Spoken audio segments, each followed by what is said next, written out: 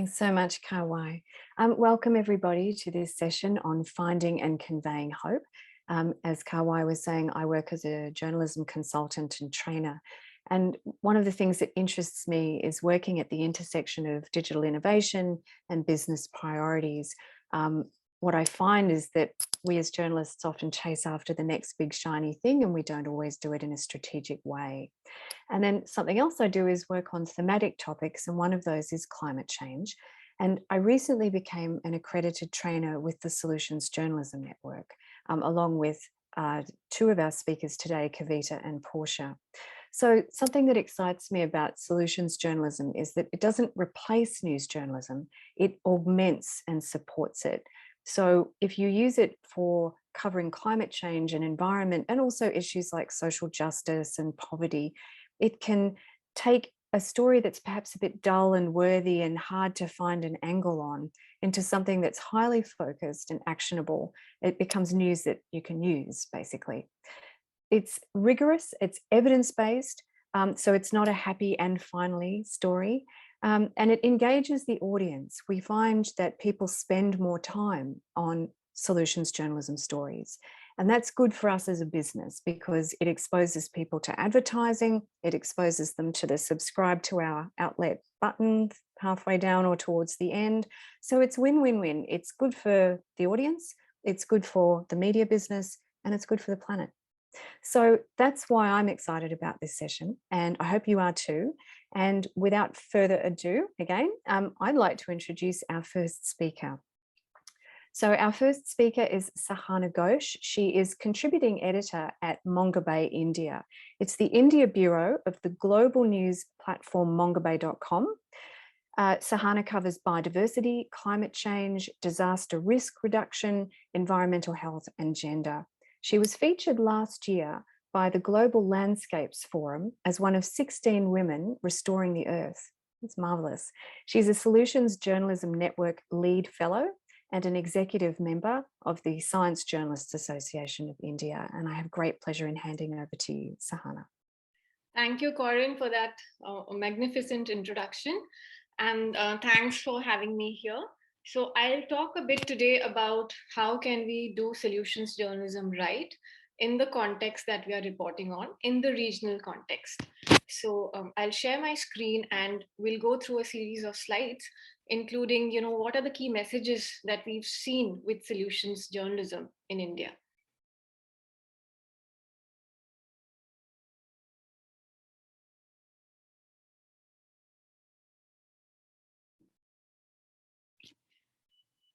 So can you see my slide? Yes, perfectly. Okay. So conveying hope, right? As Corinne mentioned so well, that solutions journalism isn't about, being, the happy news or, the end, this is a happy ending kind of a story. It's not about that. So what is solutions journalism? She's given us a very good introduction, but how can we do it right? How do we convey hope right so that it doesn't lead to any kind of misinformation or confusion? So what we found when we report on biodiversity, environment, climate change, and when we sort of deploy solutions journalism in these three contexts, the most important message that we've seen is attribution. When we are sort of writing about climate change, I think attribution has become very important. If you're attributing a particular issue to climate change, fact checking whether it's linked to climate change or whether it's worsened by climate change, and what are the other environmental issues that also fall within that context. So attribution has become a key for us when we deploy the solutions journalism landscape in these three sectors. The other important question that we've asked while using solutions journalism is the response to one problem adding on to other challenges? Is the response also mitigating other challenges apart from the one discussed? Very often we've seen that you sort of start a solution, or if you're responding to a particular challenge, sometimes it may have a spillover effect on certain parts of the environment. And also sometimes a response that is supposed to mitigate a particular challenge is also helping mitigate another set of challenges. And we are also questioning, is the response equitable? Is it spread among all communities? Are all members of the communities getting benefits of that response? And is the transition to the solution or the response that is in progress, is it just? So we are also looking at just transitions when we are talking of solutions. And what is the tone, is the solution or the response, is it in this particular context where, it's a privileged section saving an underprivileged or section or marginalized communities? Is it that tone that the particular response is it in? So we are basically, keen to explore agencies. Can we explore agencies through solutions journalism? Yes, we can. One good example is our series on environment and women, which we call Environment and Her, which basically does that. Can we inoculate against misinformation and disinformation? Yes, we can. We are looking at a host of stories on climate change, particularly climate mitigation and wildlife trafficking, where we found that solutions journalism can really work well in inoculating against misinformation. These are some of the series or themes that Mongabay India focuses on currently. Like I said, just transitions, disaster risk reduction, climate mitigation, clean energy, wildlife beyond protected areas, where we talk of shared landscapes, environment and her, nature-based solutions, and of course we have Mongabay Hindi. So in all of these themes, in all of these sub-themes, we've sort of applied solutions journalism, and it has really worked for us. But it's worked because we've also sort of taken the local realities into consideration. So this is one series where we've sort of demystified nature-based solutions, and where we've really applied the solutions journalism approach. And we've sort of cross-examined these solutions. Are they working? Are they not working? If they are working, what is it that makes them tick? And if they are working, are they creating challenges in other part of the landscape? And if they are in response to a particular challenge, then are they also helping solve other kind of issues in that landscape? So we've also applied a landscape-based approach when we sort of demystified nature-based solutions. And this is one series that I'm really proud to talk about and also introduce you. This is on environment and women, as I was describing, and we look at a whole suite of stories where we are exploring women's agencies. What are the challenges? Why can't women? What keeps a bunch of communities, also from sort of tapping into women's agencies as well when we talk of responding to the climate crisis and biodiversity challenges? So we're looking at a whole set of stories under this, and it's not just only solutions journalism that we are applying here. There's a whole lot of other journalism approaches, investigative approaches, science journalism, for example, that we've also used in this particular series.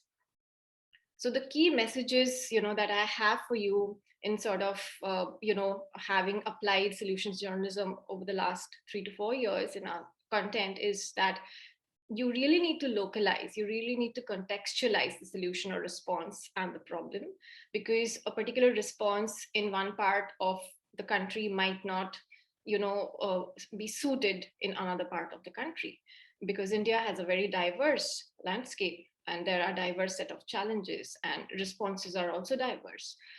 We must also check attribution, attributing a particular challenge or an issue to climate change, or what is it exactly? So parsing through, the pathway to that particular challenge is also very important.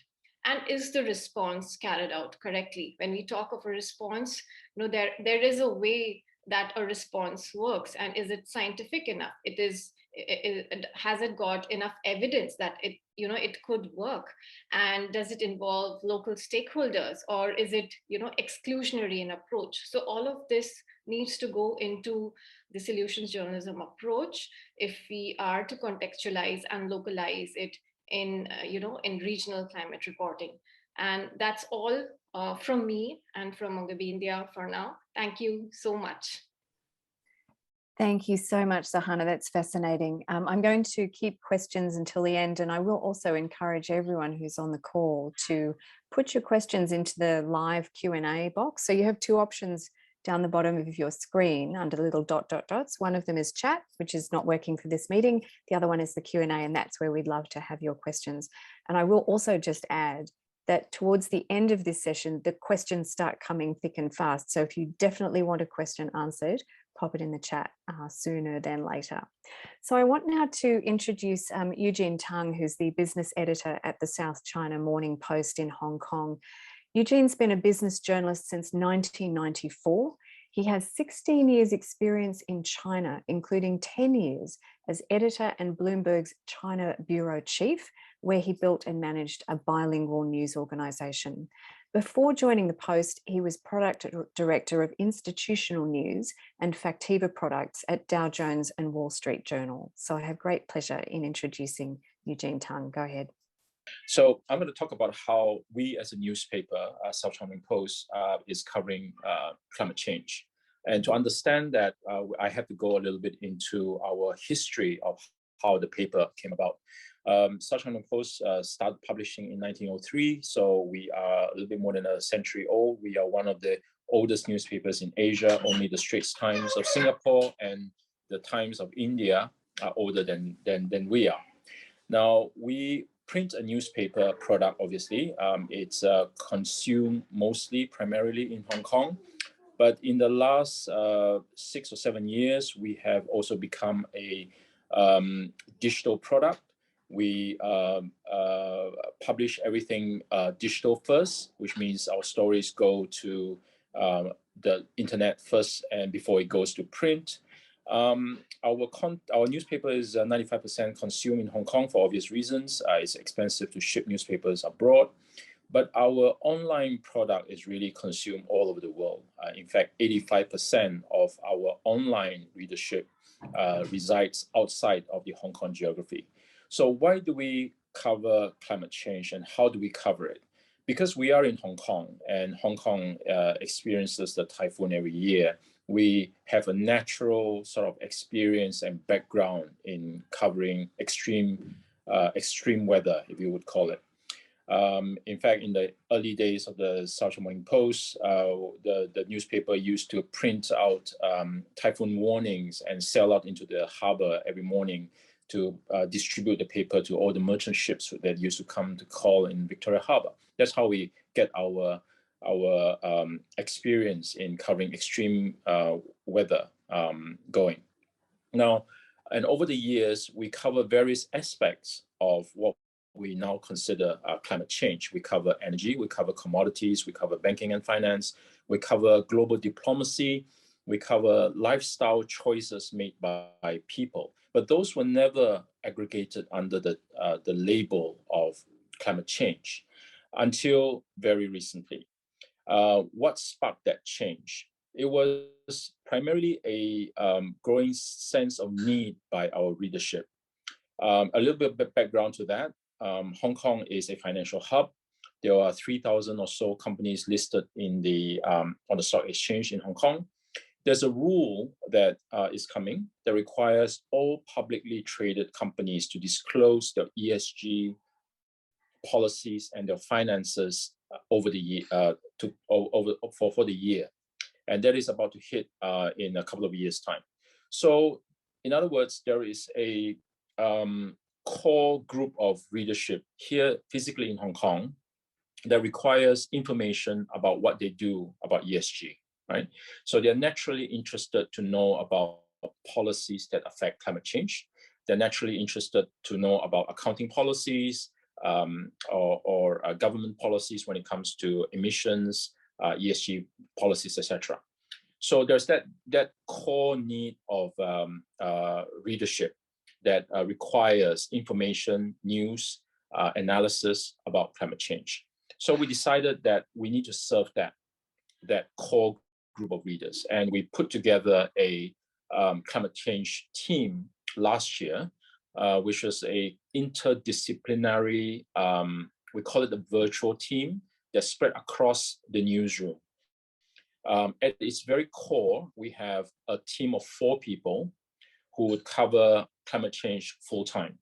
And they would pull in resources and colleagues from other teams in other parts of the newsroom to do virtual projects as the need may arise about climate change.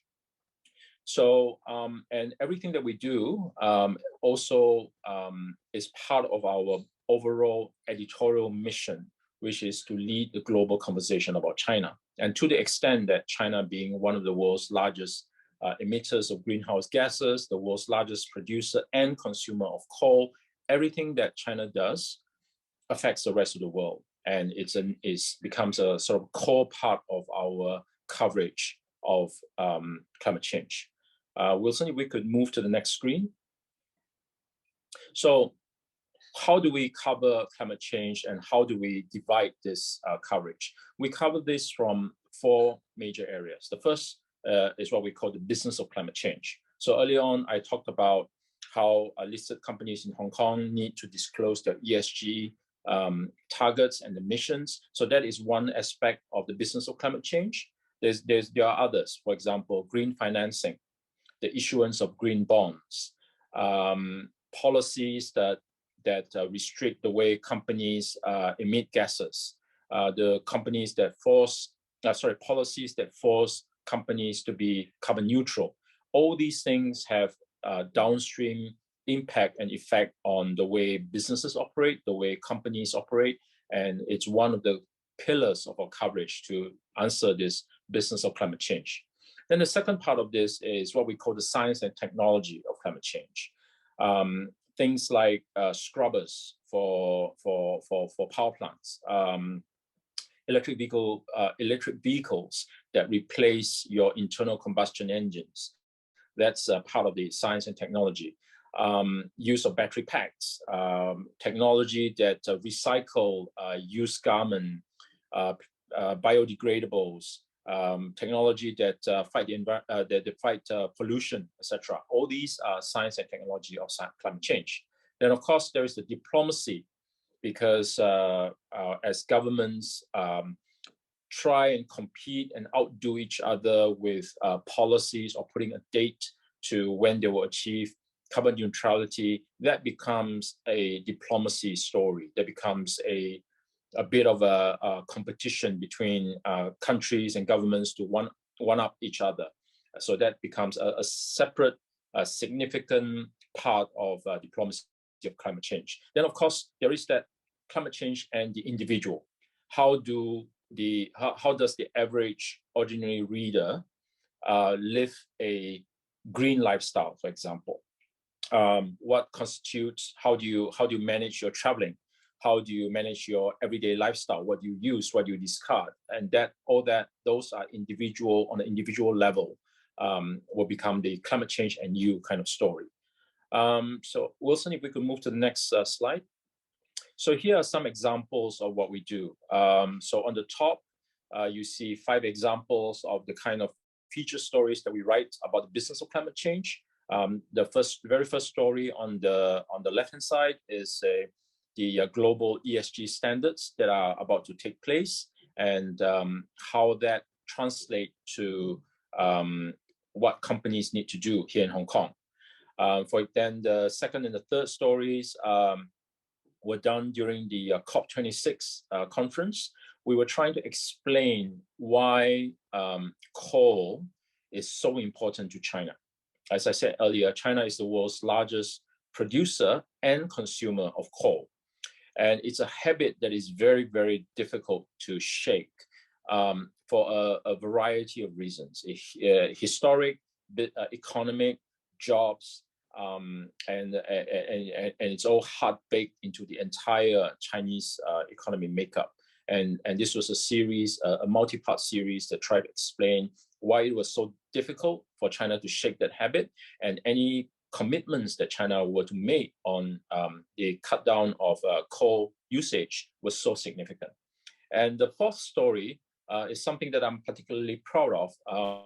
This was a story that was done, a feature that was done after Chinese President Xi Jinping promised at the United Nations for China to become carbon neutral by 2060. For months, banks and government officials were paying lip service to this. And through some deep data mining, we were able to uncover the fact that Chinese banks state-owned banks were talking the talk, but not really walking the walk, because while they were paying lip service to carbon neutrality, they were funding coal power plants massively all over the world. And this was a story that exposed that practice. And within 6 months of this story, the Chinese government actually announced a surprise policy for state banks to stop funding power plants. So that was particularly well done. Then the other parts of the series are examples of how science and technology of climate change is reported. Wilson, if we could move to the next slide. And this is the climate change and you. This is a separate category of stories for the individual of how to live a green lifestyle. If we could move to the next slide. How? So very quickly, we divide our readership into two halves. One will be the professional readership. This is a subscription-based readership. They come to us online. They are interested in ESG policies, green finance, bonds, investment opportunities, etc., compliance with ESG regulations, etc. We think that this group is particularly monetizable, and they are a ready core group of readers. Then the second group is what we call flyby readership. So they don't particularly know the SCMP brand. They come to us once in a while, they read a story, they move on, they may not come back. So these are this is a group of readers that where this individual climate change and you type of story appeal to particularly. So that's a rough explanation of how we at SCMP is covering climate change, and I'll be very happy to take questions later.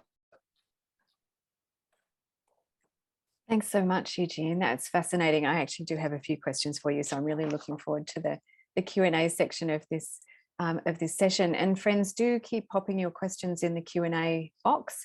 I've responded to a couple of them. One was a request for resources, but we'll move on now to our third speaker, Kavita Chandran. So Kavita is a trainer and news content advisor based in Singapore. She's worked for over 25 years in newsrooms across the United States and Asia, including CNBC Asia and Bloomberg in New York, and also Reuters. She's now a journalism trainer with the Thomson Reuters Foundation and a mentor and speaker on solutions journalism. Kavita is an adjunct faculty for journalism and communications at Murdoch University, for Kaplan Institute and SP Jain Global School of Management. So I have great pleasure in handing over to Kavita. Thank you very much, Corinne, for that lovely kind introduction. Hello, everyone. I am a journalism trainer, largely for Asia, and I have had the pleasure of co-training with Corinne. So it's really a wonderful pleasure to be here. I'm going to kick off by sharing my slides here. So I hope you can see that.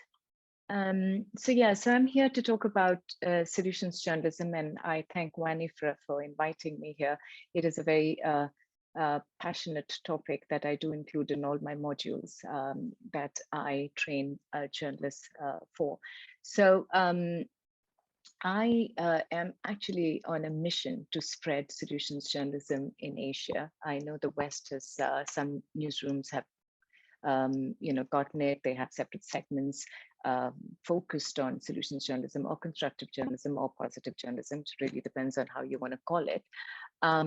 So I would like to spread this across Asia with other teammates that have been accredited with Solutions Journalism Network. So I'm going to start off as a trainer by just telling you why you should care about solutions journalism. And I want to just share some stats over here. This is a study which was done by the Reuters Institute in 2019, and they coined the phrase news fatigue. And this was, a survey done around the world to ask people, why aren't they reading news that much? And as you can see from the chart over here, most of the people said it has a negative impact on my mood. I mean, we know there's tons of negative news around. COVID did not help. And, a lot of people are basically just dropping the newspapers and all the news publications that they've been reading. And among the other responses, I don't feel like there's anything I can do. So there's a sense of helplessness when you read so many problems around the world. A lot of people said, I can't really rely on it to be true with so many options out there and misinformation and disinformation that Sahana mentioned as well. And a lot of people, and then there were other views on disturbs concentration, takes too much of my time, leads to arguments, and graphic images upset me. You can see some of the quotes. A young person in the UK said the Daily Mail is, she named them, saying they're always on social media trying to make someone look bad. Another person said news is a major negative and has a huge impact on everyone who watches it. There is never any positive or happy news. So this is kind of feedback for all of us who are journalists and are writing the same or harping on the same problem again and again. And in this case, we're talking about the climate crisis or the climate change crisis. And a little more around numbers. News negativity, as I said, was the top reason that audiences said that they are avoiding news. 73% of the respondents said the spread of inaccurate information on the internet is a major problem. 58% of those surveyed said more sources can make it harder to stay informed. So there is a sense of can I trust or distrust that's coming in, and 40% of the people said the news is too depressing. This is all from a study done by the Reuters Institute, and 39% said media often takes too negative a view of events. So I think what's happened with social media is that the participants of social media also closely watching how journalists respond to things, the kind of news they write, and they're analyzing and feeling that there is a deliberate attempt at looking at news that's very, very negative. So the next question is, why should we care? So the first question I asked you was why you should care, and why you don't care is what this slide is about. And when I say you, I mean all of us who are journalists.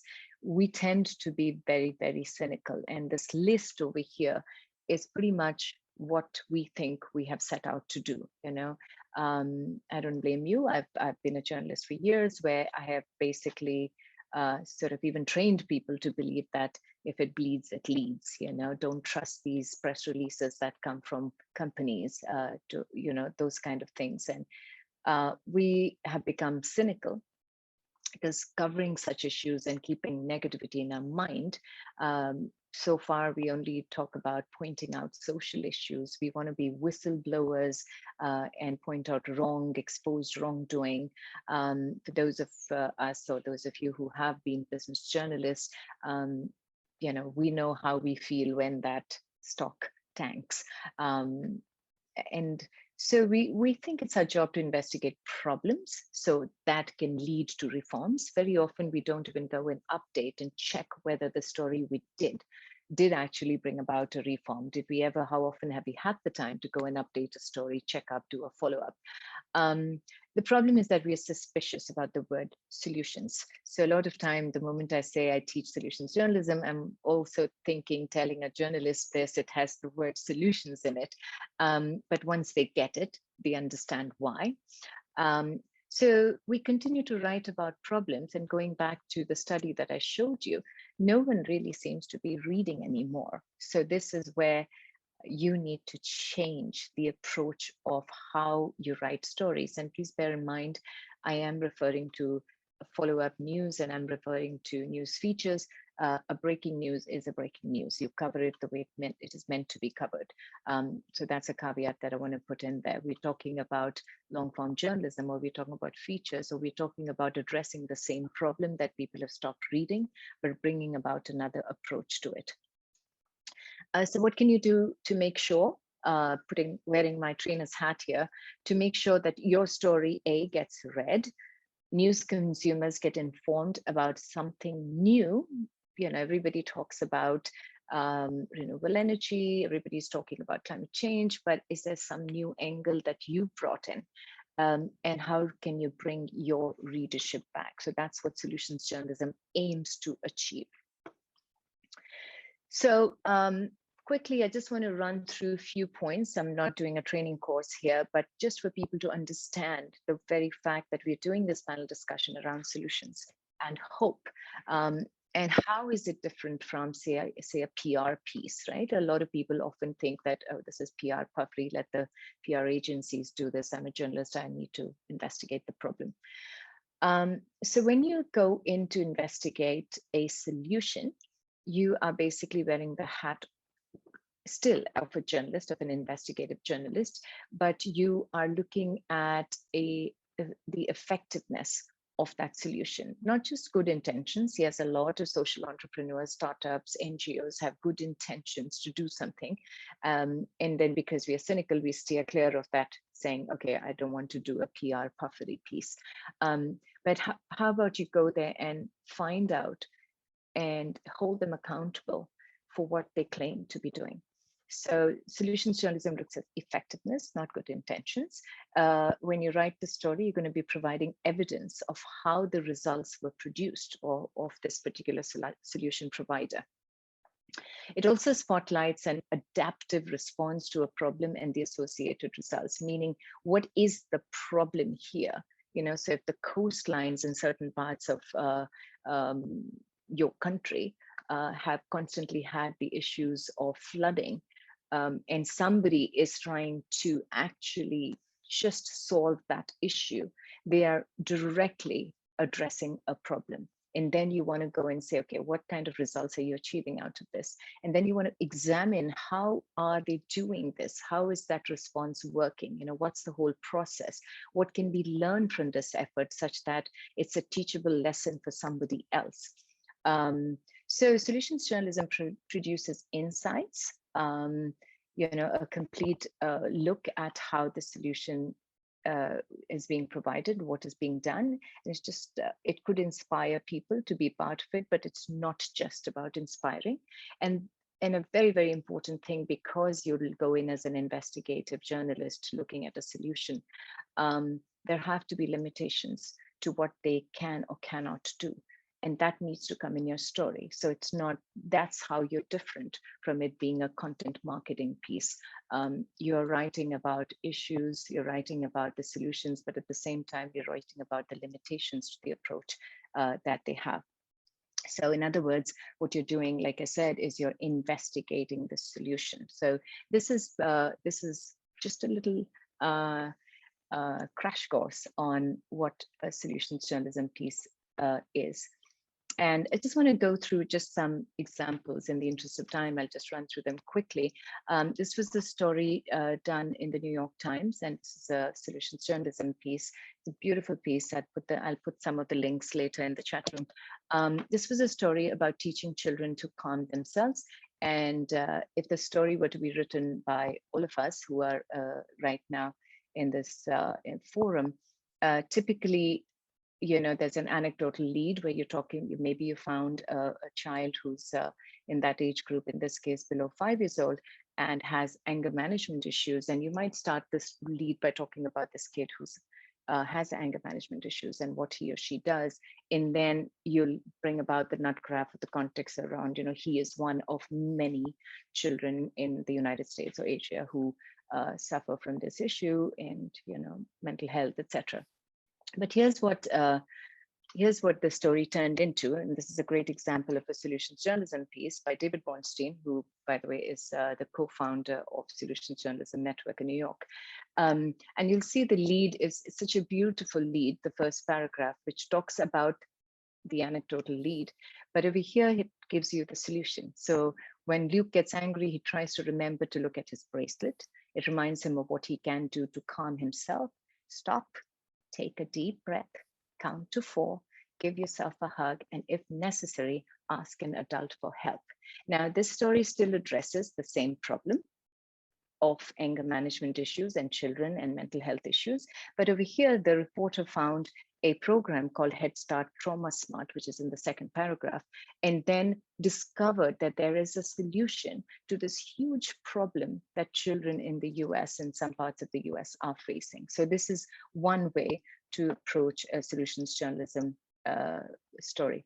So here's another story. Kavita, you've got about another minute or so, if that's okay. Okay.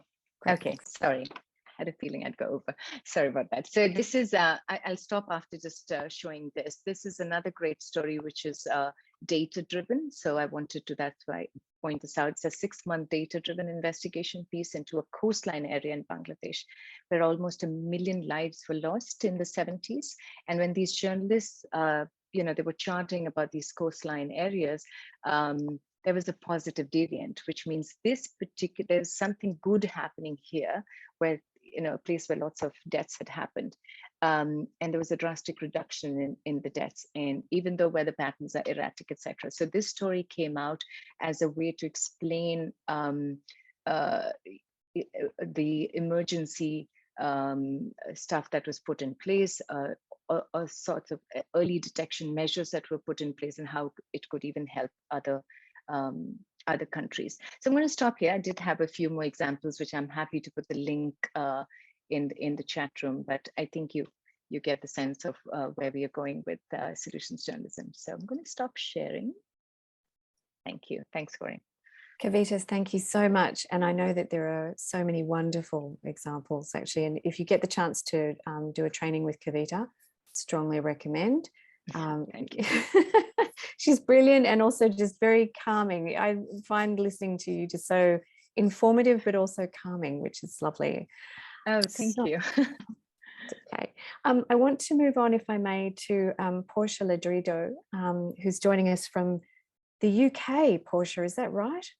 I'm actually in the Philippines right now. Oh, okay, good. Because I know INKLINE's based in Oxford, and I had a moment thinking, goodness, I hope it's not 3 o'clock in the morning. Glad you're joining us from the Philippines. So Portia is the co-founder of INKLINE. It's a media platform specializing in solutions journalism. It's one of the 21 fellows of the Solution Journalism Network's inaugural LEAD Fellowship, in which the team produced and commissioned in-depth solutions-based stories about climate change. Portia is also the lead convener of the Solutions Journalism Philippines community. She's a former editor from CNN Philippines and is a past Human Rights Award winner from the Philippine Human Rights Information Center. Over to you, Portia. Thank you, Corinne, and so happy, as Kavita said, to see familiar faces again. I'm just going to share my screen. And Corinne just cut me off when I do exceed my time as well, because the topic of solutions journalism, as Kavita would know, is something that we're very passionate about. So I will ping you gently. Yeah, right. Thank you. Okay, so good morning, everyone. Good afternoon, if it's afternoon in your side of the world. So as Corinne said, I'm Portia, and I'm a co-founder of INKLINE. It's an international media platform that focuses on solutions journalism, among many others. On our website, you can see solutions-focused news, and we definitely employ solutions journalism, particularly for our in-depth stories and long reads. And we also do feature opinion pieces, mostly about social cultural issues. Actually, I think you can see on the screen one of the op-eds that we've commissioned just when the pandemic started. And I think there was this conversations around the environment and COVID-19. So we had that about how you should be careful with climate and the coronavirus rhetoric. And maybe I can link these articles later on. So just a quick storytelling on how we started INKLINE, because I do want to start on how we built here, because this is how we got introduced to solutions journalism, the approach, and also the Solutions Journalism Network. So we were journalism trainees in the UK at around 2015, 2016. And, it was a time of a great political upheavals, especially, I think, in my perspective. I'm from the Philippines, and it was during that year that, one of the worst human rights violators was elected president. So the news and news cycles were really full of polarizing and, for lack of a better word, maybe very depressing stories. And even on our social media, especially in the Philippines, we're filled with really vitriolic discourse, and all in all, it just seemed as though the world was impossible to fix, that there was no progress being made. And as a journalism trainee and just as a citizen who wanted to use journalism as a form of public service, it just seemed counterproductive to almost never read or hear about solutions. And so, in the course of our research of solutions journalism, of wanting to know more about what else we can do for INKLINE, we felt like the network, the journalism network, and approach of solutions journalism was just a more and is just a more constructive, more productive way to inform the public, as Kavita expressed earlier. It both presents problems, contextualizes problems, but also shares what communities, what citizens can do or are doing to solve these problems. I remember she in her presentation she said it's investigating the solutions. I think the Solutions Journalism Network also succinctly describes solutions journalism as hope with teeth, and I really love that, and I think it best encapsulates what solutions journalism is. So, but then after building INKLINE, we didn't want to stop there. At least I didn't want to stop there. So when I went back to the Philippines, I was adamant on wanting to introduce solutions journalism in my community, but I wasn't so sure how it would be received. So, I just needed to start where I was. I asked, those within my sphere of influence, and it really just so happened that I'd worked with a lot of people in the development sector, in people in the environment conservation fields. So we staged a panel discussion, and in there we asked people from the development sector, academics, environmental experts, and conservationists why they think their projects or community efforts that they've led are not reported on enough. And vice versa, we also asked science journalists, environmental journalists, climate change journalists on why they think their editors or newsrooms or they themselves are not reporting on solutions enough. And what we found was, and are kind of these central challenges of newsrooms communicating climate change to their audience.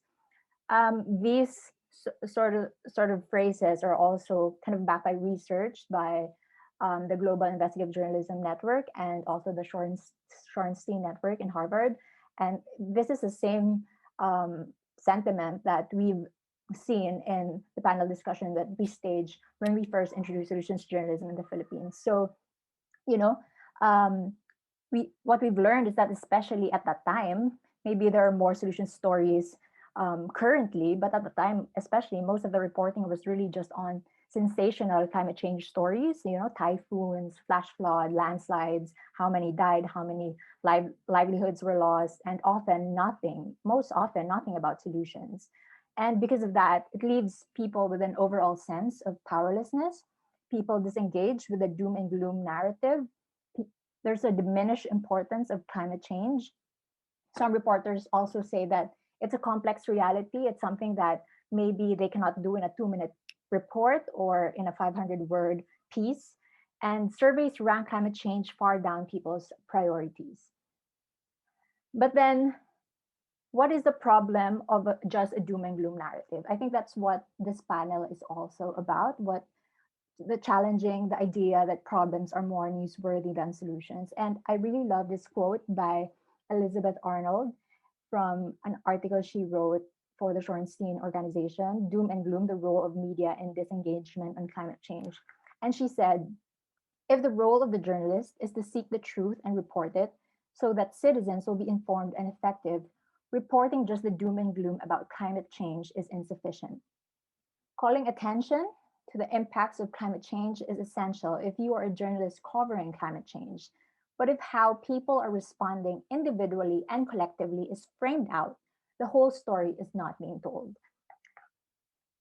You can Google this entire piece. It's a really in-depth and long read about how media contributed to the audience disengagement in climate change and how we can solve climate change. But again, it's discussed solutions journalism and how it can be a way to move forward. And just to add to this, as I said earlier, this panel maybe is also really about challenging that idea that problems are more newsworthy than solutions. And a lot of climate change experts are calling on the media to call it a climate change emergency because it is indeed an emergency.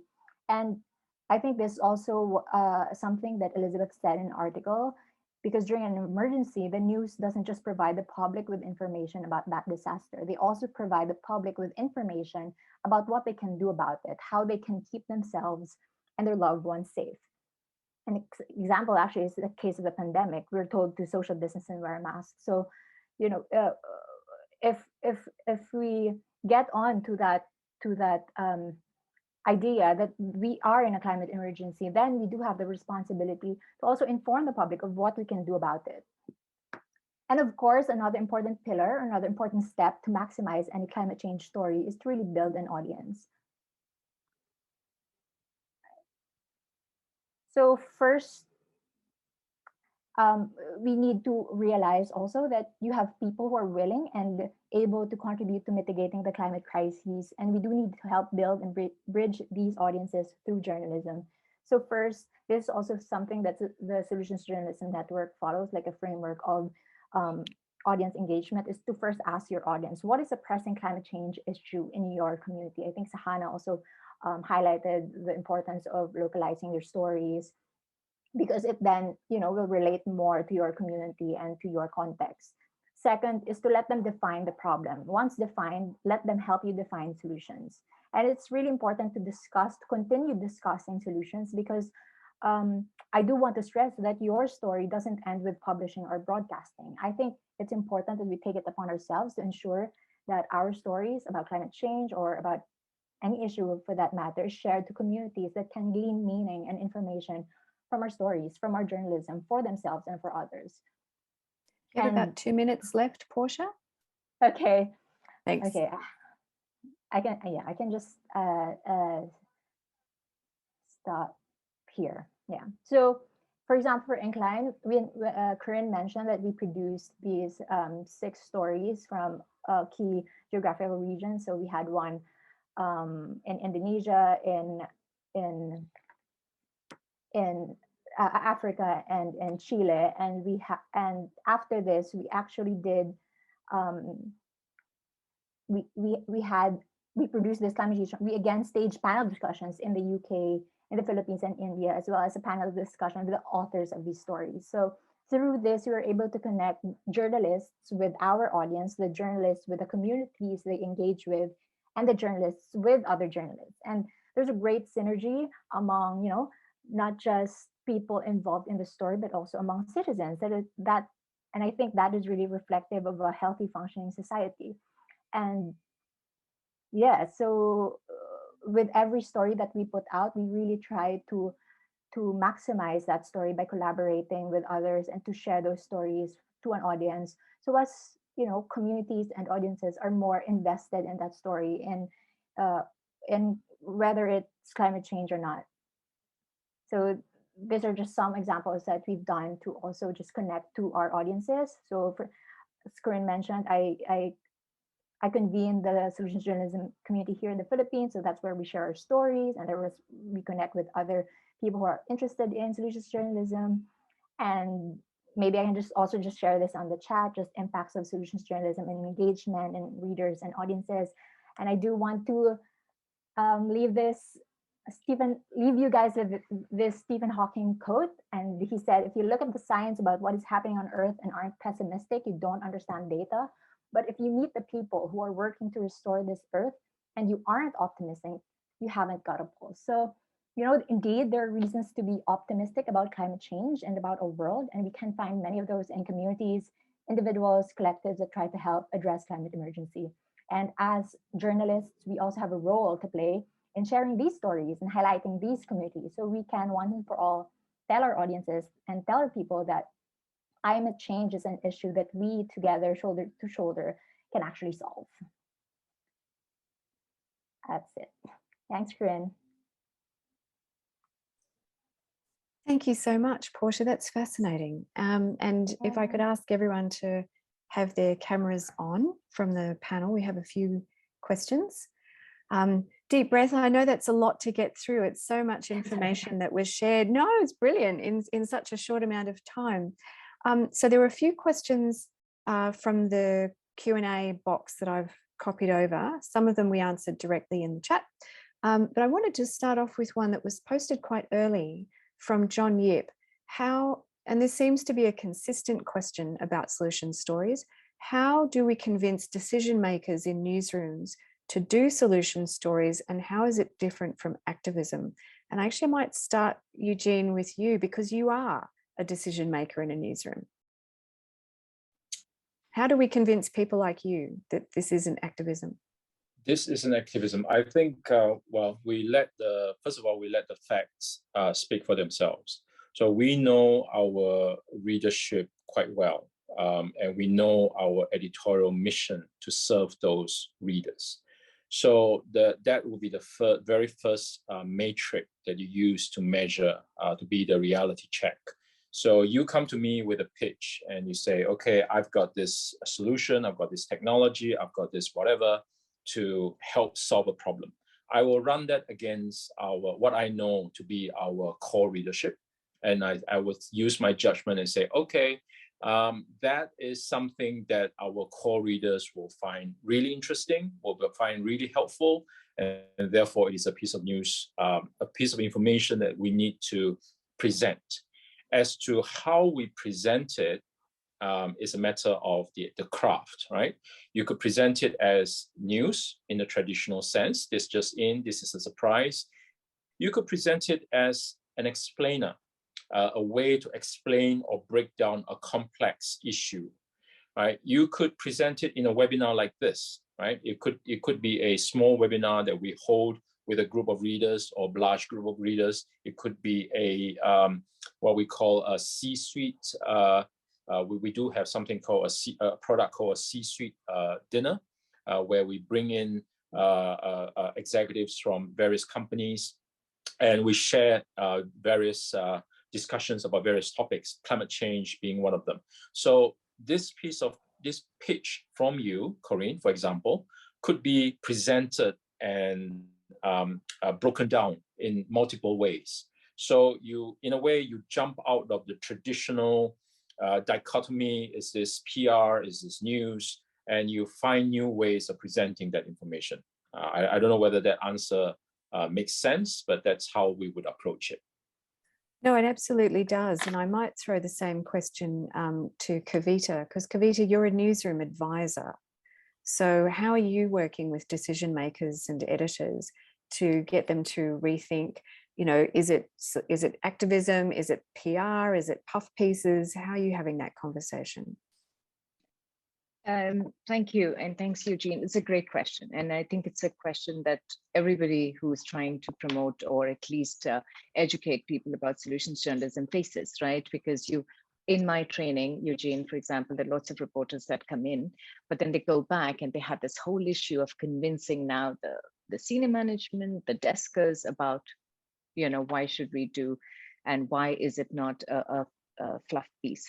I think it's really important for the leadership to get trained. And I loved Eugene's idea of C-suite, leaders. When annually people meet, you have bureau chief meetings annually in various news companies. I think we need to sort of break into that, because it has to be a top-down approach.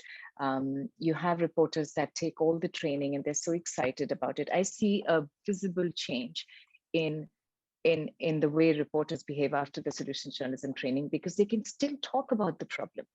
They can still talk about the problem, but they get suddenly convinced that their readership's going to increase. So they take that, but the desker mixes it because he wasn't on that training, or he or she was. So I think it's really important for training as well for newsroom leaders to send, say, an editor and a reporter. So there's, two pieces going back, speaking the same language. So yeah, it is a challenge. It's a huge challenge. And thank you, John, for bringing that up. There's a couple of questions that I want to put to Sahana and Portia. This idea that solution stories have to be long, investigative text pieces seems to be difficult to shake. So can you do solution stories for television or radio and social media? Yeah, can I go first? That would be lovely. Thanks, Sahana. Yeah, I think so. I think there's a lot of scope in doing short form videos and also social media based content on solutions journalism related stories. Only thing is that you have to do the due diligence as a journalist, like what Eugene said, let the facts speak for themselves, do your fact checks, ensure that you've answered all the questions. Like in my context, the first slide that I showed, I usually speak to our reporters and I say, okay, these are some of the things that you must check. Is it leading to another challenge, and is it greenwashing or not, for example, with a lot of tree plantation initiatives, who's funding it, why are they doing it, and is it done scientifically? So do all of those checks, and you can condense that into short form stories, into videos, and I think we've also done that, and also social media content. But get your facts in order, get those checks done, and plug all the troll holes, and you can do it. There's actually an interesting question from Lou Albano in the chat. It addresses a couple of things that you've just talked about there, Sahana, but it also, I think we can draw these out a little bit. So it starts off, it's for Eugene, but then I think you've talked about greenwashing also, Sahana. So let's see how it plays out. Eugene, have your climate stories gone head to head against advertisers? And if so, how did you solve that? And then what do we think about this wider issue of greenwashing, of I suppose, giving a free play to NGOs and social impact organizations? So there's quite a bit to unpack there. Right. Thanks very much for the question. Greenwashing is a big problem. Since we created this vertical to report on climate change, we've also reached out across our business to our advertising colleagues to put together a know your client compliance kind of risk assessment mechanism, whereby on one hand, the editorial, the newsroom will report about environmental and climate change stories, but on the other hand, the business side of it, our advertising colleagues will have to be very, very vigilant about some of these companies trying to sneak their advertising or their editorials into our platform. So for example, we write about biodiversity as a topic, right? So you will find a lot of plantation companies, banks who finance plantation companies try to run editorials or advertising campaign on our platform. It's, kudos to them for trying to step up to do their bit for the environment. Kudos to that. We have no problem with that. But we have to balance what they are trying to say, their messages or their spin, versus the news-based, the fact-based reporting that we're trying to do. So number one, we need to have that risk assessment mechanism to be able to figure out what is right and what is wrong.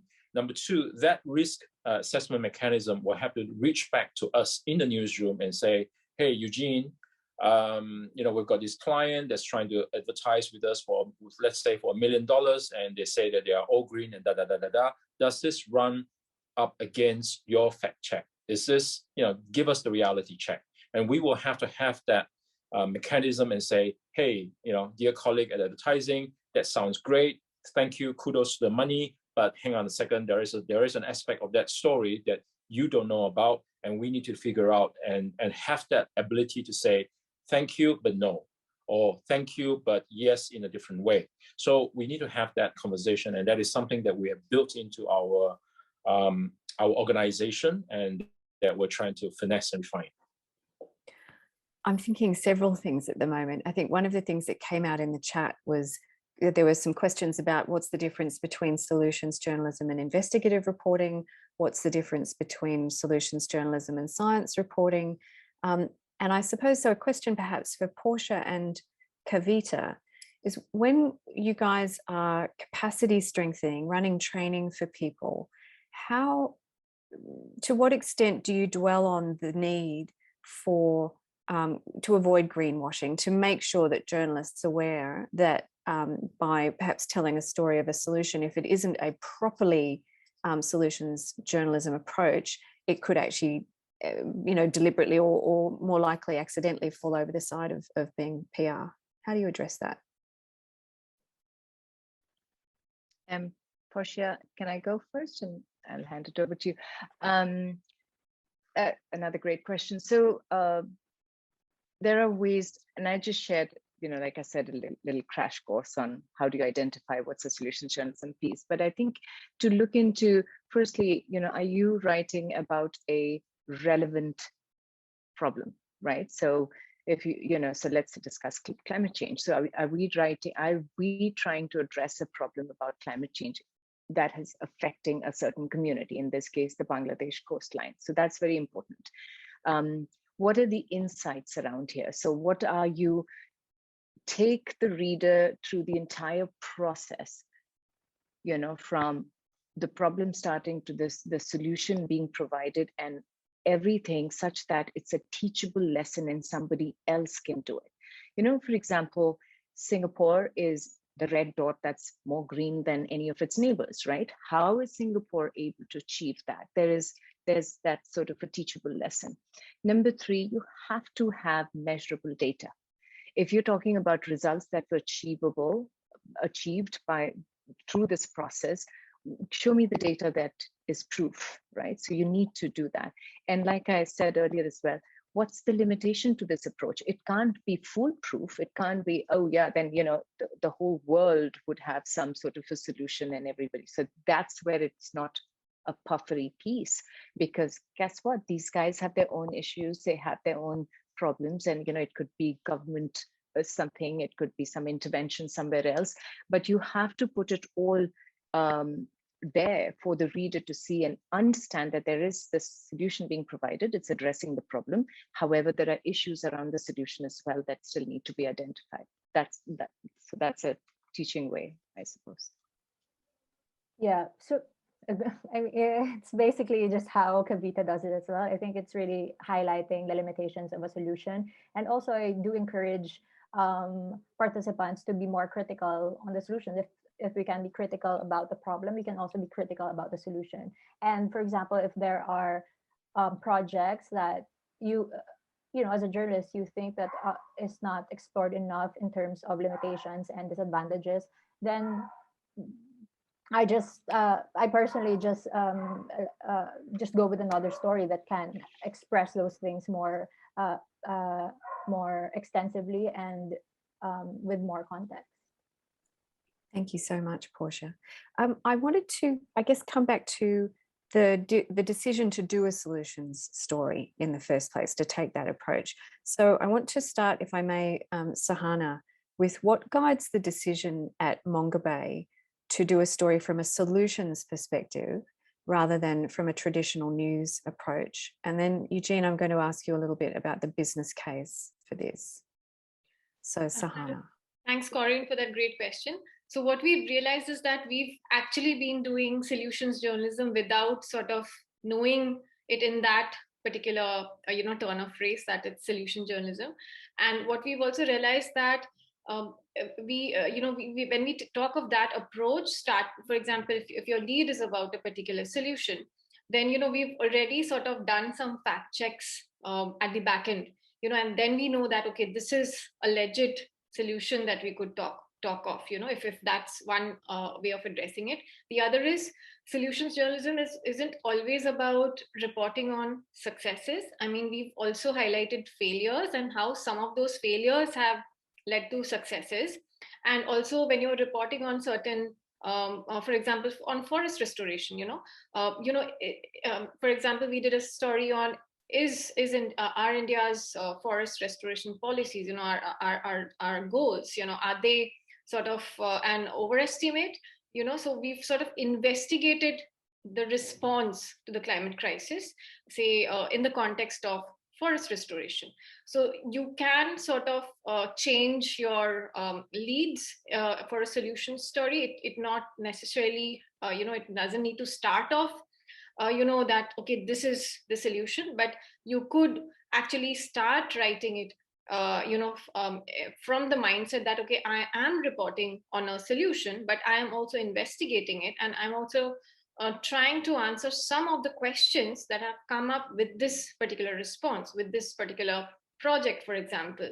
And so in my mind, I'm not starting off it as a solution story in some of the cases, but when I write it and then I see, okay, it sort of checks all of those boxes. And in certain cases, it's a clear-cut process where we've seen, okay, we've done the fact checks, and yes, it is a good response. It's yielding good results, and also reporting on the caveats within that same story. So always caveats have always been important in a solution story. So yeah, that's the way I think we've looked at this gamut of stories on solutions. Thank you so much. And Eugene, I guess there's two questions I had for you, which is, I'll put them together and they're a bit messy, but the first one is, what is the business case for taking a solutions approach? And also, how do you test audience demand for that kind of content? Okay, the first answer would be fairly simple. We are in Hong Kong, so we have a stock exchange, 3,000 companies listed on an exchange. There's a regulation that is coming that requires every single company to disclose their ESG policies and budgets for the year, right? So that automatically gives you 3,000 corporate readers who need to be informed about everything related to ESG. And because they have got various employees, accountants, auditors, lawyers who support them, therefore there's a broader readership, if you will, that needs to be informed about everything to do with ESG related policies, analysis, news, surprises, pitfalls, ups and downs. So that's a big immediate community of people who are ready to receive that news. So the first mission is to meet that demand. Once you get that group of people, however, whatever big percentage, through the door to become subscribers, we begin to have a relationship with them. We can continue to engage with them in different ways. We talked about C-suite meetings. We talk about conferences. And by the way, we have a climate change conference up and running in May, on the 5th of May. So a bit of advertising here, climatechange.scmp.com to get onto this virtual conference. And because of our frequent engagement with our readers, we get instant feedback on what they want to read. And we have data analytics that inform us on what kind of readers, what kind of traffic we get, how long they spend on our particular stories. Earlier on in my presentation, I showed you some samples of stories that we've run. So we run real-time analytics on a daily basis and on a weekly basis and say, okay, is that story, that was a feature story about coal, did it get anywhere? Did it perform better than other stories on climate change, or did it underperform? How much time did people spend on that story? Did they share that story, right? Did they make comments on that story? So that gives us an idea whether or not that kind of topic, that kind of coverage, that kind of analysis makes sense. If it's a story that is unimportant, that hasn't been well read, then we have to make a judgment. Now, sometimes and oftentimes for climate change stories, those are important stories, but they are not viral, for lack of a better word. Okay, so then we have to I as a decision maker will have to make that call. Is that an investment in time and resources and energy that we want to continue to do? It's an important story, but nobody wants to read it. Why? Are we doing it wrong? Are we doing it in a way that doesn't gel with the individual? Do we have to find a new angle on it, right? So that's the second part of the decision that we have to make. So to answer your question, it's a combination of various things. It's a combination of making use of our core readership, and then having the relationship with them, and having the real-time data analytics that help us, that informs us on what works and what doesn't. Thank you so much. I'm mindful that we need to wrap up in about 3 minutes or so. I want to put a question to all of you. Asia and Australasia, kind of, but really Asia. It's one of the strongest growing economic regions in the world. It's home to massive media brands like SCMP. We've also had quite a lot of inputs into this summit from the Straits Times, And these are outlets that are also doing very cutting edge work in journalism right now.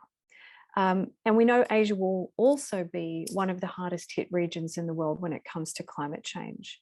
So a general question, it's a big question, what are we learning as a journalism industry in Asia about covering the climate crisis that perhaps Western outlets in Europe, North America, Australia, Canada, etc., might learn from? You can take a moment because it's a big question.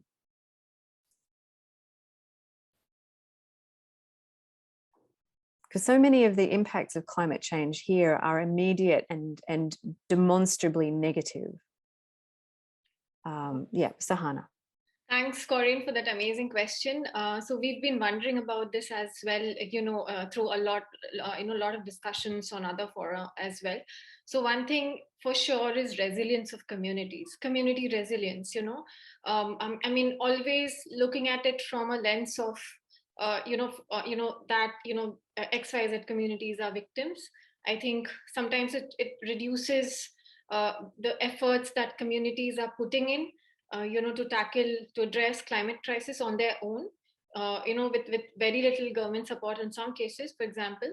I think the correct picture would be to talk about resilience of communities and in the context of the local problem. Because when you see the local contexts, it can change the narrative. So, and also linking that local challenge, that local context to the global frameworks, when we talk of COP26 or the COP15, which is coming up and which I hear again it has been postponed. So, talking of those local contexts also, and how does it fit in with the global frameworks, and do those global frameworks, do they also account for these kind of local contexts? I think tying up communities, tying up the science-based evidence, in tackling the crisis, the climate change related issues, tying it up with the local context, again, sort of back-ending it with the global frameworks. I think joining the dots, connecting end to end is something which we've done in this part of the world, and there are things that can be learned from that as well. I love that idea of community building, actually. Others? Hi, Sahana, totally with you. I completely agree, to go local and to communities. I do want to mention this one thing, which Wolfgang Blau had mentioned as well during speech about climate literacy and how important it is that every person in a newsroom, regardless of beats, should understand just the basics of climate and how it's affecting and why it's an emergency. And I really, really liked what Eugene talked about when he said there's an interdisciplinary team that you guys have at SCMP, which basically spreads across the newsroom, right? Because that's what climate is. It is not a problem. It doesn't require an environment reporter only. I've read lovely stories in the sports pages, how rainfall is affecting cricket pitches, things like that, where it becomes a beat that a beat specific reporter understands that this is happening because of climate change, so I think that's really, really important as well. Yes. And yeah, just to add to what Kavita and Sahana already said, I think a good solutions journalism, especially in the lens of climate change, highlights community members, and we always want to stress that these community members are active participants of the story. They're the ones that are actually trying to solve their own problems, and they're just not passive subjects of a piece or a feature article or a radio broadcast. So, I think in this part of the world, we are often just seen as victims of a disaster, and that who may not, you just kind of receive, yearly typhoons and aid from Western countries. But, I think with solutions journalism and going local with the stories, with how, women creating resilience funds, parishes employing solar panels on their churches is are very concrete ways to demonstrate how people have agency, and we are not merely subjects of, COP26. Yeah, thank you so much. Kawai has just sort of bounced gently into the room to remind me that it's time for us to wrap up. So I will do that. We've gone slightly over time, but that was just superbly interesting. Thank you all so much for your insights and generous sharing. So we've been joined in this session here by Sahana Ghosh, contributing editor at Mongabay, India, Eugene Tung, business editor at the South China Morning Post, Kavita Chandran, trainer and news content advisor based in Singapore, and Portia Ladrido, co-founder of INKLINE, who joined us from the Philippines. And I've been your host, Corinne Podger, and I'm going to hand back to Kawai Lee, director of WAN-IFRA Asia. Thank you so much.